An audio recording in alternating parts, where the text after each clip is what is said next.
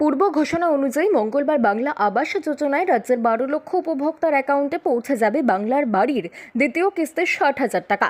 মঙ্গলবার শিলিগুড়ি সংলগ্ন ডাবগ্রামের ভিডিওকন গ্রাউন্ডে আয়োজিত পরিষেবা প্রদান অনুষ্ঠান থেকে দ্বিতীয় কিস্তির টাকা দেওয়ার কথা আনুষ্ঠানিকভাবে জানালেন মুখ্যমন্ত্রী মমতা বন্দ্যোপাধ্যায়।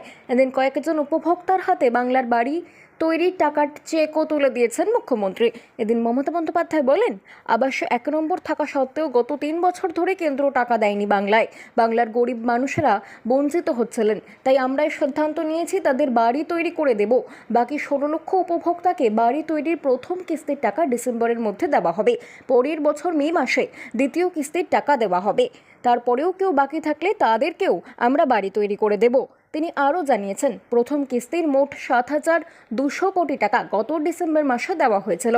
দ্বিতীয় কিস্তির 7,200 কোটি টাকাও সরাসরি তাদের ব্যাংক অ্যাকাউন্টে দেওয়া শুরু হলো এদিন থেকে। অর্থাৎ এই প্রকল্পে বাড়ি তৈরির জন্য রাজ্য সরকার সম্পূর্ণ নিজের কোষাগার থেকে মোট 14,400 কোটি টাকা ব্যয় করল।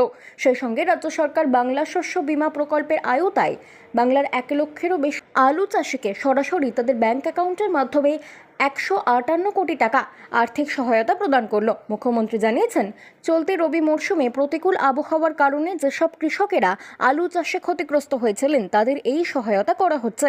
বাংলার কৃষকেরা সম্পূর্ণ নিখরচায় ফসল বীমার সুযোগ পান। সব ফসলের প্রিমিয়ামের পুরো টাকাই রাজ্য সরকার দেয়।